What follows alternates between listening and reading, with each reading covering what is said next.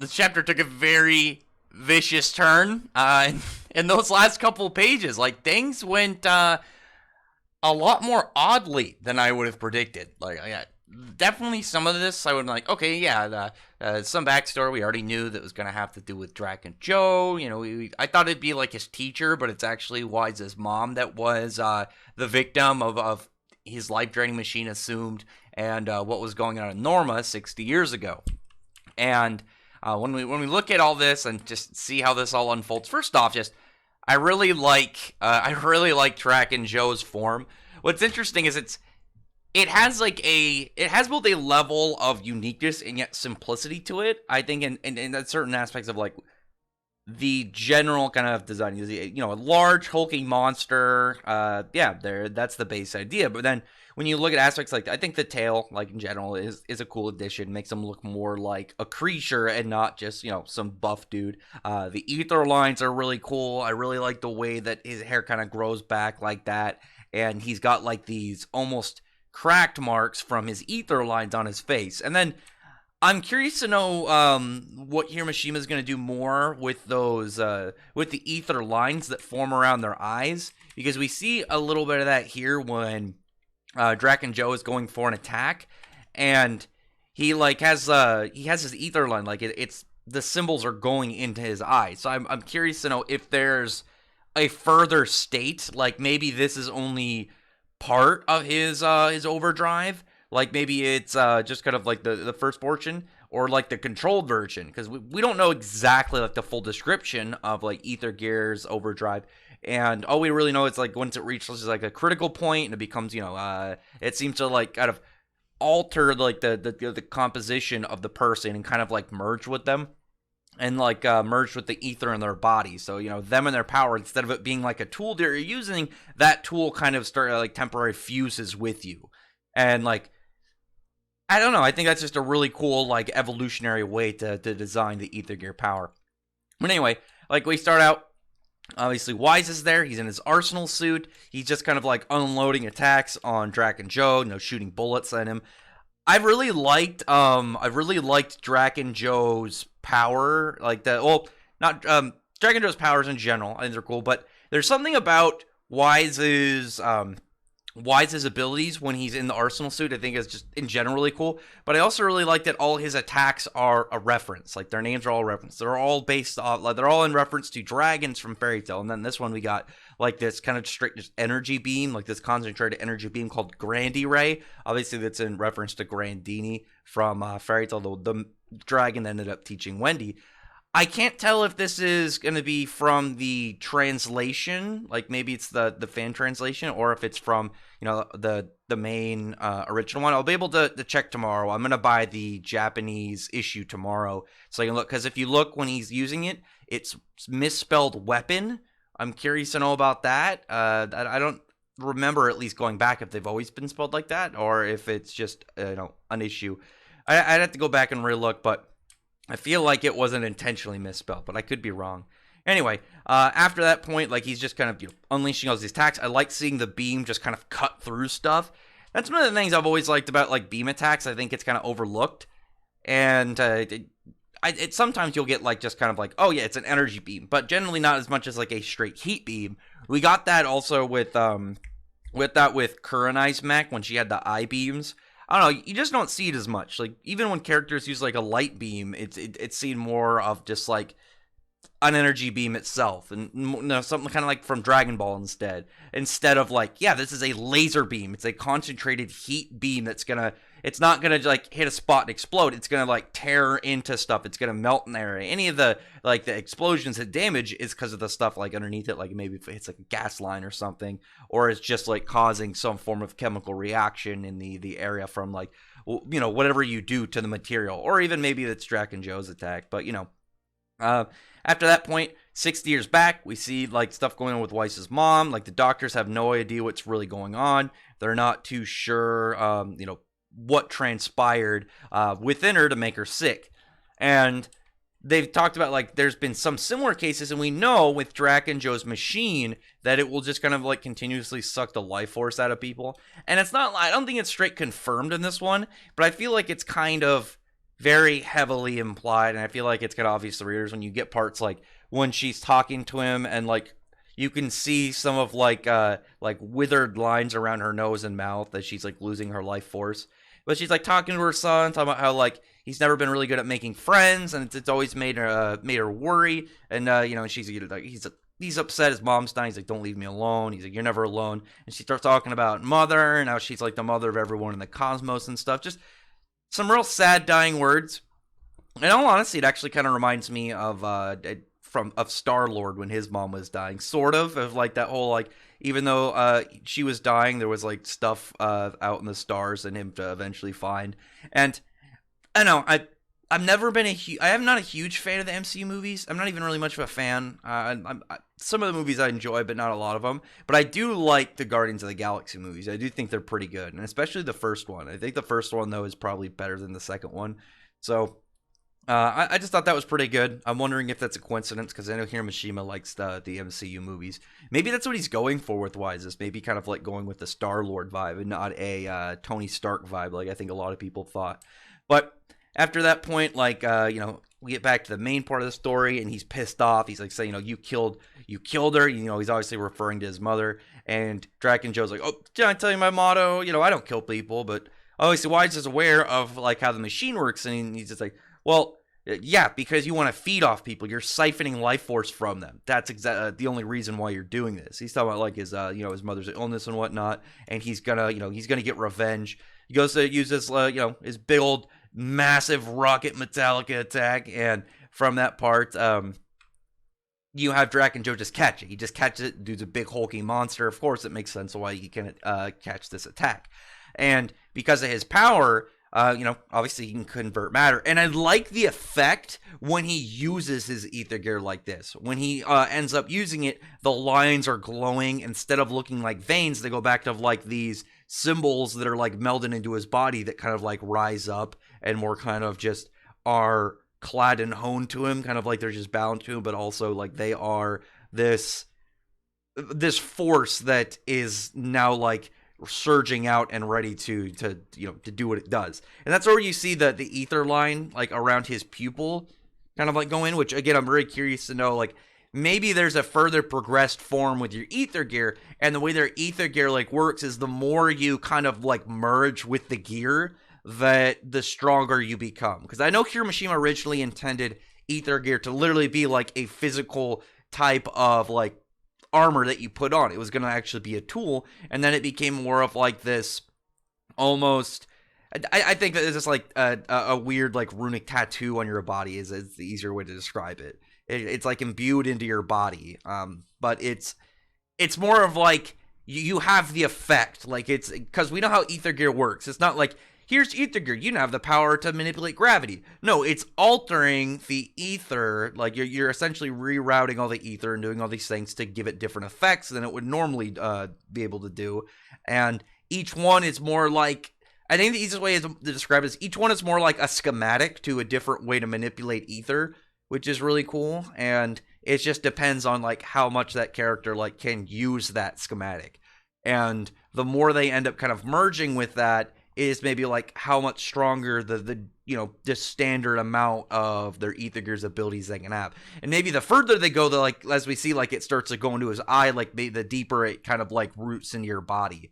But he's, you know, he converts, he just like messes with all the matter that makes up the Arsenal suit that explodes. I feel like with this, Weisz is gonna have to get like a pseudo overdrive, just kind of like maybe that level that Shiki has, where the lines are starting to come off his body a little. Maybe not the same degree, but just a degree of it. And I still also think that Jin is gonna have to come in and help them, because Draken Joe seems too powerful for them to even take on their just the two of them. Obviously, stuff got a little crazy at the end of the chapter. We don't know exactly where that's gonna go, but it still looks like it's in a chaotic spot that, you know, they're gonna have to really just overcome and figure out a way around it. And that's because, like, I don't know, I'd see this boss fight maybe instead of it just being like, oh, we beat the boss, maybe it's more of like it's a big kaiju battle, because like at the end when Draken Joe like turns into this giant horrific creature, maybe instead of it being like, oh, we need to defeat Draken Joe, it's like we need to get off his ship, maybe like they're gonna do something to the ship so it's destroyed, and instead of like we need to take down Drac and Joe, it's more of get away from him as he's like going absolutely haywire, and the ship is just on a countdown to destruction. I think that'd be really cool because it would completely subvert the idea of like, oh yeah, they're gonna team up, they're gonna they gotta fight and beat this guy and defeat the boss, and that'll be the end of the arc. Instead of it's more of like a countdown to destruction style. We need to get to the ship while not getting caught by him, and it's more of them using their attacks to evade him. I think that'd be really cool, and it would make it more of a suspense chapter than generally just like a straight action chapter. Though I'm not opposed to it being more of a straight action fight. It's just like a cool idea. I'm like, yeah, if this happens, it'd be actually really cool. But we end up seeing more of like a flashback at a point when Drac and Joe is like, I always study my enemies. And he's like, I did a background check. Your background check reminded me of the kid who stole money from me years ago. He's like, I cut off your arm. Obviously, he's referring to the old man Weisz that's in this timeline, not the version of Weisz that we know. Because at this point in time, the Weisz, the old man is the one that went through the timeline naturally, whereas the Weisz that is in the main cast is the one that got off of Gilst, off of Norma when the chronophage showed up. So he's like, all right, for some reason you still have your arm, even though I cut it off, so I'm gonna fix it. Alters his arms to be like a blade, goes through an attack, and you see a flashback. And what's really interesting in this, I think what's really, really interesting in this is we know Sibir as a character. We already know him from the beginning of the story. We know a little bit of him.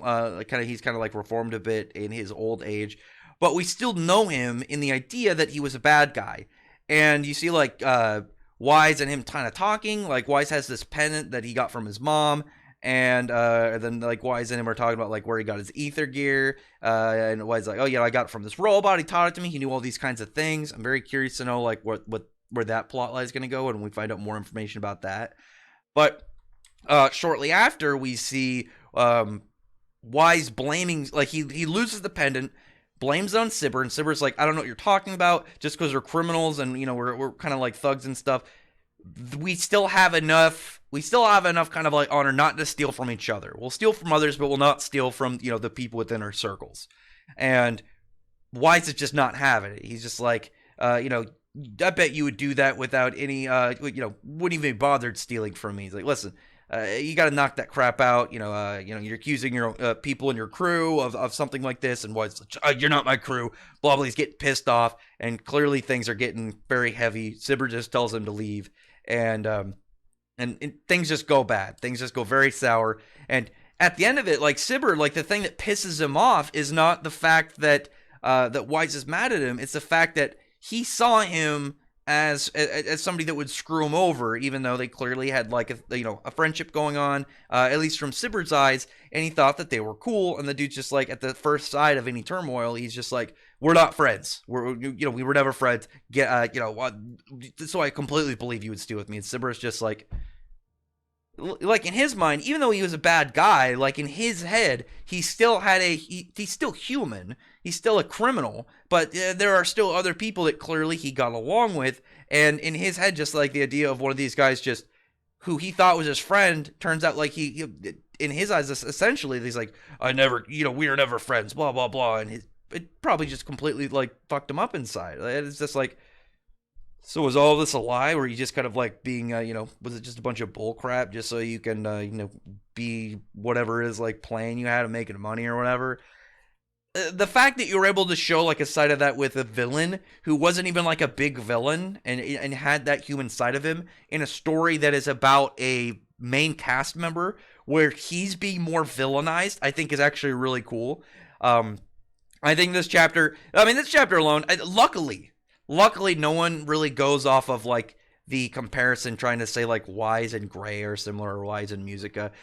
Weisz luckily has moved past that. Like they did it for a little bit, but nothing really like for that whole stupid discussion. Like because anybody who's actually read Fairy Tail and Eden Zero can know like there are some similarities if you just look at the character. But that's because that's Hiromishima's art style. That's just the way he draws, and you're gonna have characters that look similar. He can't make every character look so crazily unique, especially characters that are going to be in the story throughout it. You want them to look, you wanted them to, their, what they look like to be manageable. You can't like just have them all like super insane, or if you're drawing them so much, you want to make it so their designs are good, but they're not so time consuming that it kind of like hurts the schedule essentially. Which I still think is good, because even if you kind of look at some of these guys and say, oh, they look kind of similar, their personalities and their stories are way different. And that's what really matters.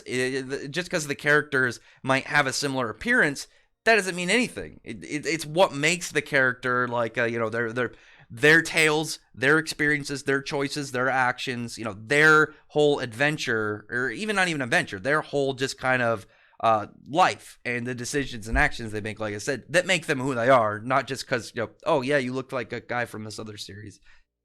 It's the structure of the character internally that I think is way more important, because you could have two characters look exactly the same.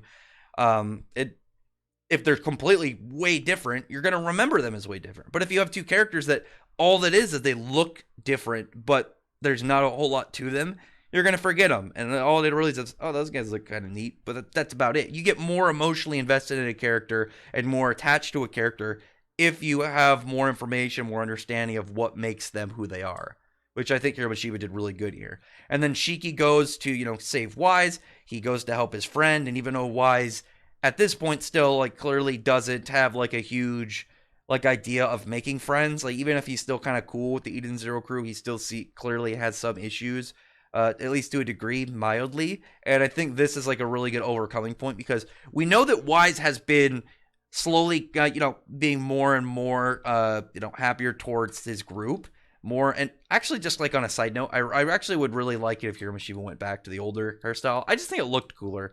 I think it looked more unique on him.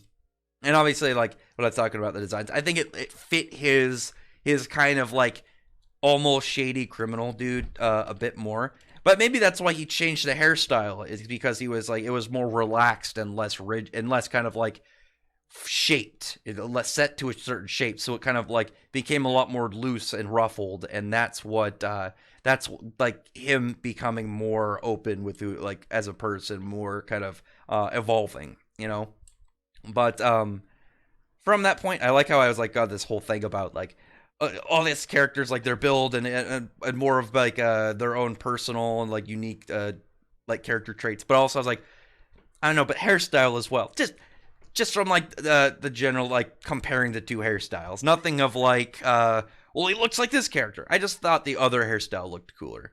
But now they're just getting ready. These guys are teamed up. I'm curious to know what's going to go on with Weisz, considering he doesn't have his Arsenal suit on now. I mean, he's still very capable, because his Arsenal suit was very strong. But I think with his Ether Gear, the greatest asset of it is more of like his level of tactical abilities. And I think he actually has that in common with Drac and Joe. Like, Drac and Joe's is very strong, but it's more of like what he can do with it with his mind, because you can be like alchemy and convert matter and just do like explosions and stuff, or you can do like, if you know how to do if you know how like chemicals and stuff work, he can probably make some crazy concoctions by converting things into different different like elements from like the periodic table, or do some wacky science shenanigans.